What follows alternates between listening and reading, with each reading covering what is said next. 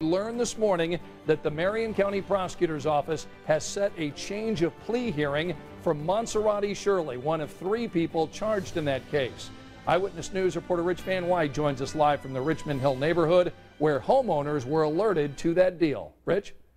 Scott, this development, as we understand it, could be a game changer and have a profound effect in the prosecution of one of the most shocking crimes ever to occur here in central Indiana. People living in the Richmond Hill subdivision devastated by the explosion are understandably tight-lipped about it today. I talked with several of them. There was a meeting last night with the neighborhood and the prosecutors. 2 neighbors told me prosecutors talked of a plea agreement with Shirley. But they did not provide them any details, and they were told by prosecutors not to discuss this development with anyone. Shirley and her boyfriend Mark Leonard and his brother Bob Leonard are charged with over 50 counts of murder, conspiracy, and arson. If found guilty, they could be sentenced to life in prison with no chance of parole. The 3 are accused of rigging Shirley's home to explode so they could collect insurance money.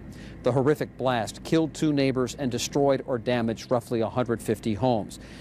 There is a change of plea hearing scheduled for Tuesday. If a plea agreement is made, it would likely offer Shirley a reduced prison sentence in exchange for her guilty plea and testimony against Leonard's. That would be a huge benefit to the prosecution, a damaging setback to the defense. Most of the evidence in this case appears to be circumstantial. As a rule, conspiracy and arson cases are very difficult to prosecute without a cooperating witness.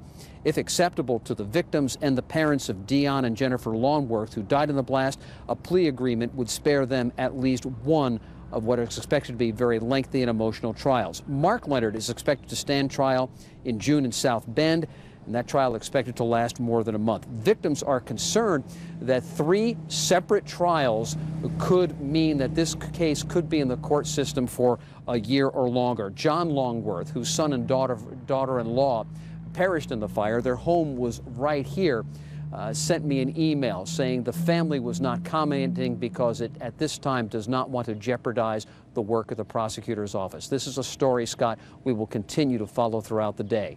Reporting live, Rich Van Wyk, Channel 13 Eyewitness News.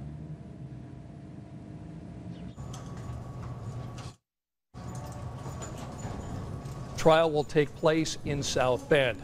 And as this breaking story develops throughout the afternoon, we'll be bringing you updates on WTHR.com, social media, and on our early evening newscast.